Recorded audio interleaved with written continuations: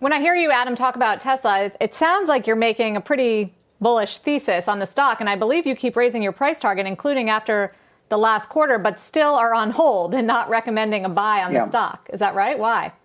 Yeah, I think we're at a point where, Tesla has to be, for an investor to kind of put fresh money into Tesla, or we think to even hold Tesla for 3 to 5 years versus other names across, let's say, semiconductors or batteries or other competitors that are emerging. It's got to be more than cars here at a $400 billion valuation. Welcome to Electrified. It's your host, Dylan Loomis.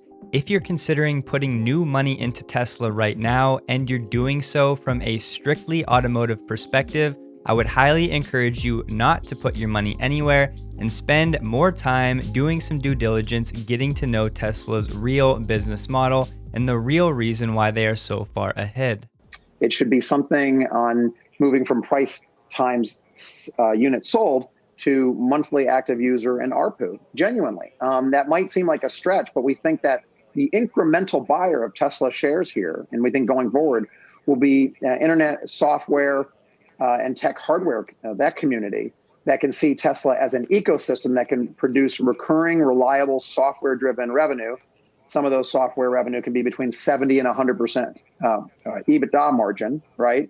And then when you compare that business model to some of the comparables in the software space, right, that's when 40 or 50 times T plus 2 EBITDA might seem reasonable. So here, it's almost like he's starting to understand Tesla as he lays out a clear path for Tesla to reach their current valuation from a business model that they are definitely masters of. That model being proprietary software at all levels, in-house hardware to run said software, and revolutionizing manufacturing. The purpose of that manufacturing revolution? To grow their user base as fast as possible. That's just something where I think from an automotive seat, a difficult call for us to make unless we bring in our experts across a number of other sectors across the tech platform. That's what we're working on, discovering a bit more, so we can make more of a competent call or not, as may be appropriate. But right now we're still in the diligence phase, and I think that there's still a lot more discovery to do, a lot of unproven parts of the model we need to respect. So right here, he completely gives himself away. Now, I applaud him for being honest, but at the same time, he's literally telling everybody that we should not be listening to what he has to say about Tesla. He is still coming at this from an automotive background, and he's struggling to understand the software, the technology, any part of the energy division. It's understandable, but at the same time, why do you even have price targets if you just admitted on live television that you are still in the diligence phase of learning about Tesla? It's okay to still be learning, but don't go on CNBC and tell the world that, hey, here are my price targets for all you investors, and I'm going to tell you what to do with your new money, but I still basically have no idea about 90% of Tesla's business, because if you remember, Adam, on the Q3 call, Elon told you Tesla is only about 10% of an automotive business. We're not putting probabilities on the bull case, but I would say given where the model is going right now, you have to include ARPU times monthly active user. You have to include TAMs that extend way, way beyond auto or even the trucking industry. You need to include industries like insurance or the entire energy complex. You need to include content. You need to include other ways to monetize data, either directly or indirectly.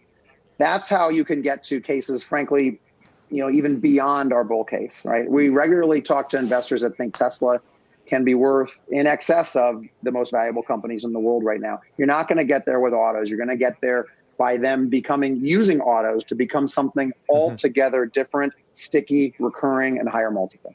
The best way I can put what Adam is doing is think about it like this. If I was a college football scout for quarterbacks, and my entire valuation of quarterbacks was their ability to receive the ball from the center, I don't really care about how good they can scramble, how strong their arm is, how smart they are, how well they understand the playbook, how good of a leader they are. The only thing that I'm really concerned about is how they can receive the ball from center, because that's the only thing that I can really understand. So all these other things, I know they do that, but we're not really going to value it because I don't know how to dictate how good they are in those other aspects.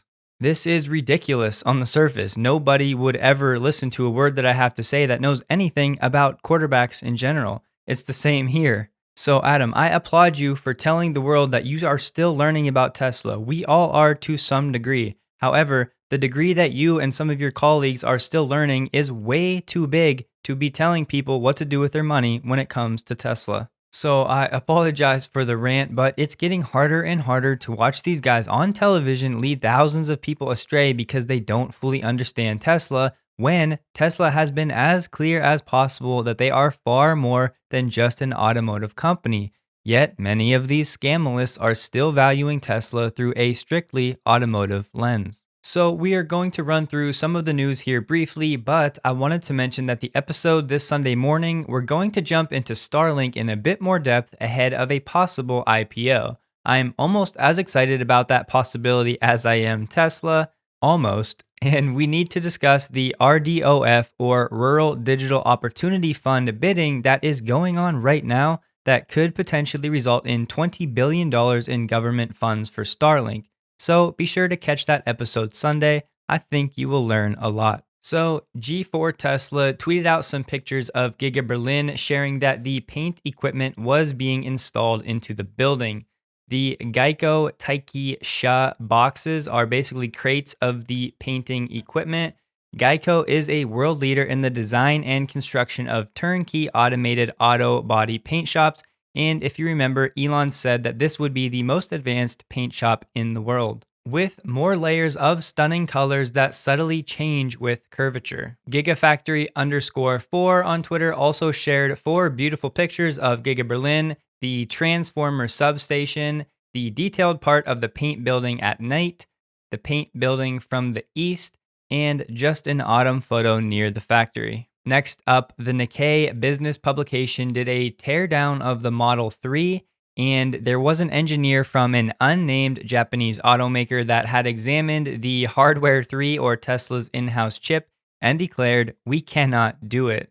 So the takeaway from this article was that Tesla, in terms of their hardware, is roughly 6 years ahead of legacy OEMs, saying, quote, "This kind of electronic platform with a powerful computer at its core holds the key to handling heavy data loads in tomorrow's smarter, more autonomous cars. Industry insiders expect such technology to take hold around 2025 at the earliest. This means Tesla beat its rivals by about 6 years." End quote. The article continued, "The real reason that these legacy OEMs have been holding off is that automakers worry that computers like Tesla's will render obsolete the parts supply chains that they have cultivated over decades. So essentially, these big automakers feel obliged to continue using complicated webs of dozens of ECUs, or electronic control units, while there are only a few in the Model 3. To put it in layman's terms, the supply chains that have helped today's legacy OEMs become huge are now actually hampering their ability to innovate. Young companies like Tesla are not shackled to any suppliers and are free to peruse the best technology available, which is often innovated in-house." Next up, EV Sales Blogspot shared some numbers for a chart of the top 10 brands in terms of electric vehicle market share. This does include plug-in hybrids as well. Now, I will say I would take all of these numbers with about a plus or minus of 5%, but they will get us in the right neighborhood. As you can see, Tesla holds about 18% of the global electric vehicle market share, trailed by Volkswagen, BYD, and BMW, all at roughly 6%. Now, the plug-in market share globally is anywhere between 3 and 4%, depending on how you slice the data.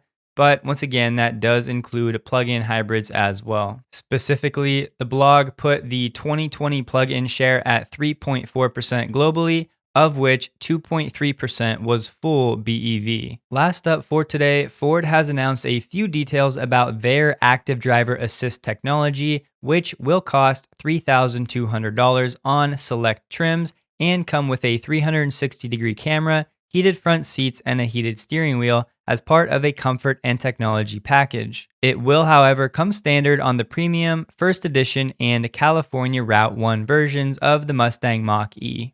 Ford said upfront that the active driver assist includes a 3-year service period, after which owners can choose a competitively priced connected service to to keep using it and getting OTA updates. Very similar to Cadillac's Cruise, the Active Drive Assist does allow hands-free driving on pre-qualified sections of divided highways.